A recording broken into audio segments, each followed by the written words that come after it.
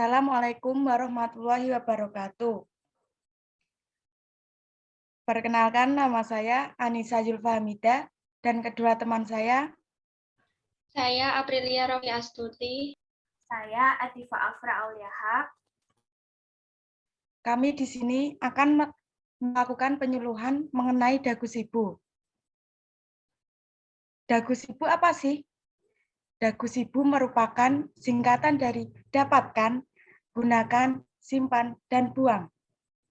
Lebih tepatnya, istilah ini merupakan slogan yang mengajak masyarakat untuk mendapatkan, menggunakan, menyimpan, dan membuang obat dengan benar.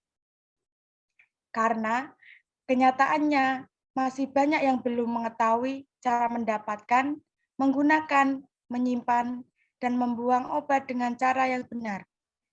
Kami akan menjelaskan lebih lanjut mengenai dagu sibu.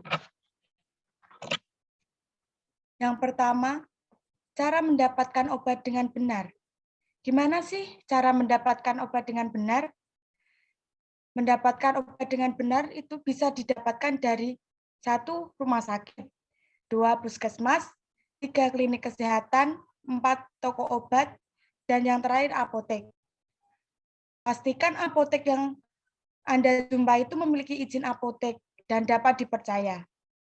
Pastikan ada apoteker yang bisa menjamin obat yang Anda pilih tepat sesuai dengan gejala penyakit atau keluhan yang Anda rasakan. Konsultasikan atau komunikasikan kepada apoteker atau tenaga teknis kefarmasian untuk mendapatkan obat yang aman, bermanfaat, dan berkualitas. Untuk mendapatkan obat dengan benar, perhatikan beberapa hal berikut. Yang pertama, nama obat dan zat aktif. Yang kedua, nomor izin edar atau nomor registrasi. Yang ketiga, penggolongan obat. Nah, penggolongan obat ini ada 4 ya. Yang pertama itu obat bebas. Obat bebas itu obat yang boleh dibeli secara tanpa menggunakan resep dokter. Yang kedua, obat bebas terbatas. Obat bebas terbatas itu obat yang boleh dibeli secara bebas tanpa menggunakan resep dokter, namun mempunyai peringatan khusus saat menggunakannya. Yang ketiga, obat keras. Obat keras itu obat yang hanya boleh dibeli menggunakan resep dokter. Kalau nggak ada resep dokter itu nggak boleh dibeli di apotek ya. Yang terakhir itu obat narkotika. Obat yang hanya boleh dibeli menggunakan resep dokter dan dapat menyebabkan ketergantungan. Yang selanjutnya itu peringatan yang ada di brosur dan kemasan. Nah, yang di brosur atau kemasan itu kan ada peringatannya. Nah, itu harus dibaca terlebih dahulu ya. Nanti takutnya ada efek yang merugikan kita. Yang kelima yaitu tanggal kadaluarsa obat. Nah, kakak-kakak semua kalau mau mengkonsumsi obat itu harus dicek dulu tanggal kadaluarsa obat tersebut. Takutnya nanti kalau mau diminum malah udah kadaluarsa, nanti kan membahayakan kita. Yang selanjutnya itu nama alamat industri obat. Yang ke-8 indikasi dan yang terakhir efek samping. Kita itu juga harus mengetahui efek samping obat yang akan kita minum. Jadi nanti kalau ada efek samping yang berbahaya, kita bisa konsultasikan ke apoteker atau dokter. Yang kedua itu gunakan obat dengan benar. Gimana sih cara menggunakan obat dengan benar? 1, sebelum minum obat kita harus pastikan obat yang akan digunakan sudah betul. Nah, sudah betul itu gimana? Misalnya kita mengalami keluhan pusing. Nah, kita itu harus mengetahui itu obatnya betul enggak buat keluhan kita itu. Yang selanjutnya pastikan obat masih baik. Kita itu harus mengecek kondisi obatnya, obatnya udah kadaluarsa atau belum, terus kondisi obatnya itu masih baru atau enggak gitu. Yang selanjutnya baca peringatan dalam kemasan. Jangan lupa ya, di kemasan itu kan pasti ada peringatannya, dibaca dulu sebelum minumnya. Yang selanjutnya, pastikan apakah obat bisa langsung digunakan atau ada hal tertentu yang harus dilakukan dulu. Misalnya, ada obat yang dicampur dengan air terlebih dahulu. Yang selanjutnya, gunakan obat dengan benar. Gunakanlah obat sesuai dengan petunjuk cara pakai yang telah ditentukan secara tepat. Gunakanlah obat pada waktu yang tepat. Kan pasti di kemasan atau kalau kita beli obat di apotek itu kita dikasih tahu gimana sih cara mengkonsumsi obat. Misalnya 3 kali sehari sesudah makan gitu. Jadinya itu waktunya harus tepat. Yang selanjutnya, apabila Anda mengkonsumsi beberapa jenis obat, perhatikanlah cara penggunaannya. Apakah diminum setelah makan atau sebelum makan, serta dilihat pula bentuk sediaannya. Contoh, obat minum berbentuk tablet, pil, kapsul, serbuk, atau cairan. Cara pertama, obat diminum dengan air putih, kecuali bila ada petunjuk lain seperti dihisap, dikunyah, diletakkan di bawah lidah, atau dikumur. Dan untuk Anda yang tidak bisa mengkonsumsi tablet, pil, atau kapsul secara langsung, Anda dapat menggunakan cara lain dengan mengkonsumsi roti atau buah secara bersamaan, supaya rasa pahit dari obat tersebut dapat teratasi. Cara kedua, Anda harus perhatikan waktu minum sesuai yang telah tertera pada brosur atau kemasan obat, atau etiket obat, yaitu sebelum, bersamaan, atau sesudah makan.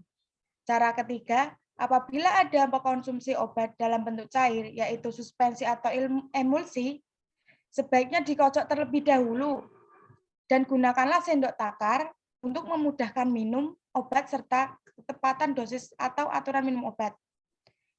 Yang kedua, cara pemakaian obat kulit yang terdiri dari salep, krim, gel, atau pasta. Langkah pertama itu kita harus mencuci tangan terlebih dahulu. Langkah kedua, oleskan obat secara tipis-tipis dan rata pada bagian yang sakit. Yang ketiga, obat tetes mata dan salep mata. Cara penggunaannya ini sebelumnya kita juga harus cuci tangan terlebih dahulu. Terus tengadahkan kepala dan teteskan di bagian kelopak mata sini ya. Untuk salep mata juga begitu. Jadinya ditengadahkan kepalanya, terus tarik kelopak matanya, terus itu dioleskan di dalam kelopak mata bawah sini. Untuk yang keempat, obat tetes hidung. Cara penggunaannya, tengadahkan kepala untuk memudahkan pemakaian obat. Teteskan obat pada lubang hidung atau sesuai dengan petunjuk pemakaian. Tahanlah posisi kepala Anda selama beberapa menit. Jangan menggunakan obat ini lebih dari 1 orang untuk menghindari penularan infeksi. Jadi itu obatnya itu jangan digunakan sama orang lain. Jadi itu milik sendiri biar enggak ada penularan infeksi. Yang terakhir, obat tetes telinga. Cara penggunaannya miringkan kepala Anda atau berbaring miring. Jadinya bisa diiringkan gini atau berbaring juga bisa. Tarik daun telinga Anda ke atas bawah. Jadi daun telinga ini ditarik ke atas bawah. Sesuai kebutuhan atau sesuai anjuran dokter dan diamkan selama beberapa menit. Ya, langkah terakhir setelah digunakan, keringkan ujung wadah dengan menggunakan tisu bersih. Yang kedua itu selama atau saat minum obat. Jadi kita selama atau saat minum obat itu juga harus memperhatikan beberapa hal.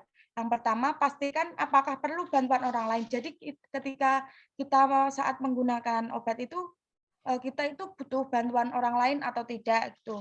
Yang kedua, pastikan penggunaan sudah tepat.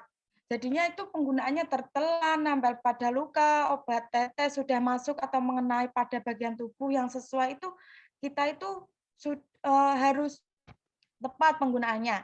Yang terakhir, sesudah minum obat.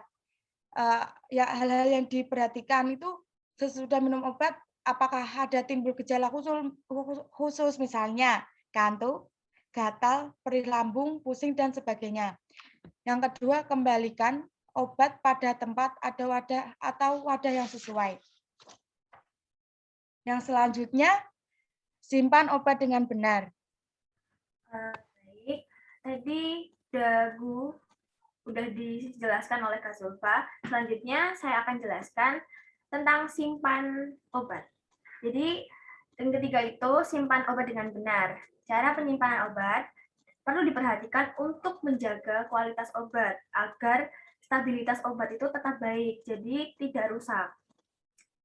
Penyimpanan obat yang tidak sesuai dengan standar suhu yang telah ditentukan oleh etiket atau obat itu sendiri, itu tuh bakalan bisa mengakibatkan degradasi dari zat aktifnya.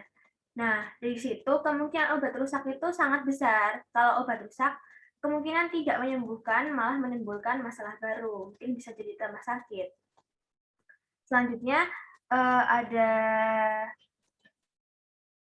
penyimpanan yang kurang sesuai juga berpengaruh dari efektivitasnya. Tadi seperti yang saya sampaikan, karena efektivitasnya menurun, jadi tidak menyembuhkan malahan gitu. Dari hasil pretest, peserta masih beranggapan bahwa obat yang disimpan di kulkas itu dapat digunakan kembali. Seperti sirup ya, sirup itu tuh jadi nggak bisa digunakan kembali gitu. Jadi tidak sesuai dengan aturan penyimpanannya. Sirup disimpan dalam kulkas dapat membentuk menjadi kristal. Nah, di situ stabilitas sirup tuh udah berubah, jadi udah nggak stabil lagi dan itu tidak boleh dikonsumsi. Hal lain yang perlu diperhatikan untuk penggunaan obat yaitu adalah tetes mata. Tetes mata adalah obat yang digunakan di mata kayak biasa kita gunakan. Itu tuh kalau sekali dibuka, itu tuh ada expired date-nya 1 bulan setelah dibuka. Jadi tidak boleh dibuka lebih dari itu. Supaya obat yang kita pakai tidak rusak, maka kita perlu menyimpan obat dengan benar. Kebanyakan obat tidak boleh terpapar oleh sinar matahari secara langsung. Jadi suhunya harus diperhatikan. Kalau terpapar sinar matahari, otomatis suhunya ke obat itu tuh bakalan naik. Nah, kalau jika suhunya naik, nanti stabilitas obatnya turun dan efektivitas obatnya juga tidak baik lagi. Kebanyakan obat itu tuh nggak boleh digunakan jangka panjang. Selanjutnya tuh ada obat tidak boleh disimpan di dalam mobil karena otomatis dia terpapar sinar matahari langsung. Kan nggak ada ventilasinya tuh Kak di mobil, jadi panasnya tuh di dalam tuh panas banget. Jangan tinggalkan obat dalam mobil, 1. 2, jangan simpan obat yang telah kadaluarsa untuk aturan penyimpanan obat ini. Jadi, jangan pernah simpan obat. Takutnya nanti kalau kita mau pakai keburu-buru, enggak lihat expired date-nya, nah kita minum, malah jadi sakit. Yang ketiga, jauhkan obat dari jangkauan anak-anak. Jadi, jangan ditaruh di dekat yang pendek-pendek. Lebih baik ditaruh di kotak P3K. Jadi anak-anak nggak bisa ngambil, yang ngambil bisa kita doang gitu. Selanjutnya, jangan lepas label obat atau etiketnya. Nah, kenapa kalau dilepas etiketnya? Jadi kita nggak tahu aturannya gimana, nanti kita salah pakai gitu. Obat yang berbentuk cair seperti sirup itu tuh nggak boleh dimasukin dalam freezer. Kalau dimasukin dalam freezer nanti beku, jadi udah nggak seharusnya gitu ya. Selanjutnya ada untuk obat sediaan suppositoria. Suppositoria itu yang dimasukkan ke dubur. Nah, itu harus dimasukkan ke lemari es. Kalau yang tadi sirup nggak boleh dimasukkan ke lemari es, kalau untuk suppositoria ini harus dimasukkan ke dalam es. Karena suppositoria itu sensitif terhadap suhu. Jadi kalau nanti dimasukkan dalam bukan freezer, nanti dia meleleh gitu. Selanjutnya untuk kesediaan aerosol, ini diperhatikan banget ya. Soalnya aerosol itu kalau didekatkan di suhu tinggi seperti kompor atau apa, itu tuh bahayanya bisa meledak. Untuk selanjutnya, tadi sudah dapatkan, gunakan, simpan, sekarang ada buang, dijelaskan Kak Rofi. Silahkan. Terima kasih. Baik, untuk yang keempat itu buang obat dengan benar ya. Jika obat telah kadaluarsa itu kan biasanya kan kemasannya rusak. Nah, obat itu tidak boleh diminum dan harus dibuang. Jangan membuang obat sembarangan karena kerusakan obat dapat disebabkan oleh udara yang lembab, sinar matahari, suhu, dan goncangan fisik. Nah, untuk tanda-tanda obat telah rusak itu ada yang pertama, terjadi perubahan warna, bau, dan rasa. Yang kedua, bentuknya itu pecah, retak, berlubang, atau menjadi bubuk. Yang ketiga, yang berbentuk kapsul atau puyer, itu sifat fisiknya itu lembek, basah, dan lengket. Yang keempat, cairan salep atau krim menjadi keruh, mengental, mengendap, atau mengeras. Yang kelima, timbul noda, bintik-bintik, dan gas. Nah, untuk obat yang berbentuk tablet atau kapsul itu, cara membuangnya harus dihancurkan terlebih dahulu dan dicampur dengan air, tanah, atau bahan lain yang tidak diinginkan. Kemudian ditaruh ke dalam wadah atau plastik tertutup. Hal ini untuk mencegah obat diambil kembali oleh pemulung. Yang kedua itu untuk obat berbentuk sirup. Jadi obat berbentuk sirup itu dapat dibuang dengan cara dituang langsung ke dalam saluran pembuangan air. Nah, untuk cara membuang obat itu yang pertama, keluarkan obat dari wadah aslinya. Yang kedua, hancurkan obat tersebut, jika berbentuk padat dikerus, jika berbentuk cair itu diencerkan. Yang ketiga, masukkan ke dalam wadah yang tertutup rapat. Yang keempat, buang wadah tersebut ke dalam tempat sampah. Untuk prinsip pembuangannya, yang pertama itu kita harus menggunakan masker dan sarung tangan agar tidak bisa menghirup bau dan bau obat yang menyengat. Yang prinsip kedua itu semua bentuk sediaan harus hancur terlebih dahulu sebelum dibuang. Nah, untuk cara pembuangan obat berdasarkan wadah obatnya itu, yang pertama ada botol atau pot plastik. Nah, caranya lepaskan etiket dan buka tutup botol terlebih dahulu, baru dibuang ke tempat sampah. Yang kedua itu dalam bentuk box atau dos yang digunting terlebih dahulu, baru dibuang ke tempat sampah. Untuk obat juga dibuang dengan cara kemasan dibuka lalu dipendam dalam-dalam. Yang kedua dibakar atau pastikan pembakaran memusnahkan seluruh obat. Nah, itu tadi penjelasan dari cara membuang obat dengan benar. Selanjutnya mungkin ada pertanyaan dari teman-teman, bisa disampaikan. Silakan. Permisi, saya izin bertanya, bagaimana cara membuang obat dalam sediaan cair? Terima kasih. Oke, mungkin yang jawab siapa nih? Kak Raffi, silahkan.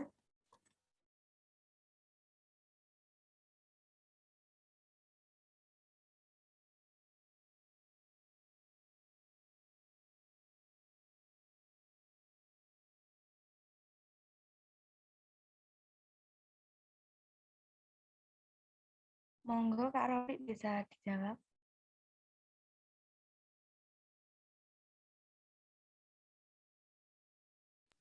Baik, saya akan menjawab. Untuk sediaan berbentuk cair itu harus dibuang dengan cara dituang langsung ke dalam saluran pembuangan air. Akan tetapi untuk sirup, antibiotik, anti jamur, dan antivirus itu sebaiknya dibiarkan tetap berada dalam kemasan aslinya dengan dicampur dengan air, tanah, atau bahan lain yang tidak diinginkan. Kemudian ditutup rapat Hal ini digunakan untuk mencegah terjadinya resistensi penyakit yang ada di alam.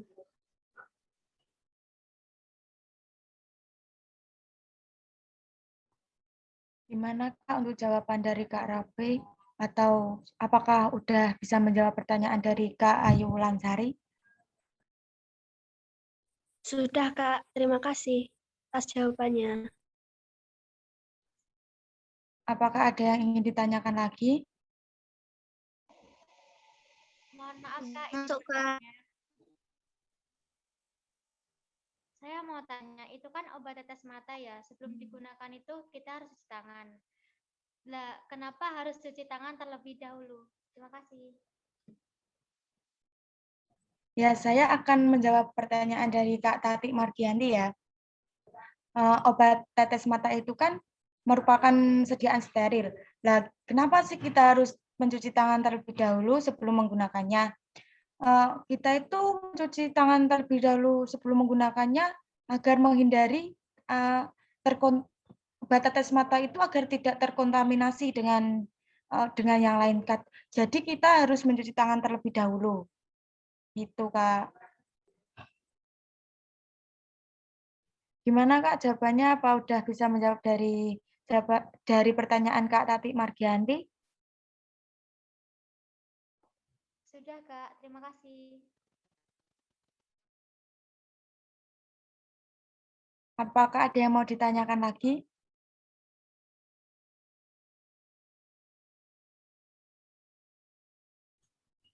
Mbak Nesa, mungkin ada pertanyaan yang mau disampaikan, silahkan. Izin masuk, Kak. Saya ingin bertanya, biasanya kan saya menyimpan obat di dalam kulkas. Nah, itu apakah sesuai dengan pedoman penyimpanan obat atau tidak ya, Kak? Baik, untuk itu saya jawab ya. Penyimpanan dalam kulkas itu tidak memperpanjang usia obat. Jadi, karena sirup itu sensitif akan kenaikan atau penurunan suhu, jadi lebih baik tidak disimpan dalam kulkas. Jadi, semisal udah habis masa pakai yang 1 kali pakai itu, ya udah jangan dipakai lagi karena kita tidak tahu stabilitas dari sirup tersebut. Penyimpanan salah kayak dimasukkan dalam kulkas atau mungkin kita nggak tahu kan kulkasnya setiap orang beda-beda untuk suhunya. Nah, untuk itu dapat mengurangi efektivitas tadi, jadi sebaiknya jangan. Untuk obat antibiotik memang sebaiknya disarankan disimpan di dalam kulkas karena masa kadaluarsanya cukup singkat, tapi lebih baik untuk sirup yang lain tidak ya. Terima kasih. Apakah pertanyaannya menjawab? Sudah, Kak. Terima kasih. Apakah ada yang mau ditanyakan lagi?